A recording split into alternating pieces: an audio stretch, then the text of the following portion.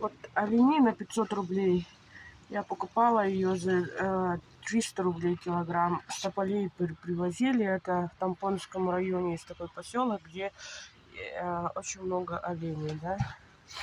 Тут салат индигирка 390. В ресторанах он стоит 700 рублей. Я могу зайти посмотреть соседний ресторан. Здесь в Китагава есть тоже такой маленький салат индигирка. Стоит, наверное, где-то 700-800 рублей. Здесь он стоит, этот салат, 400 рублей. Это просто нарезка, да, с луком, с перцем и солью.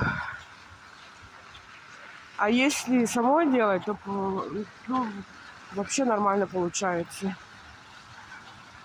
И даже на крестьянском рынке все на самом деле дорого. У местных покупать, если жеребятина стоит там 700 рублей, у деревенских она стоит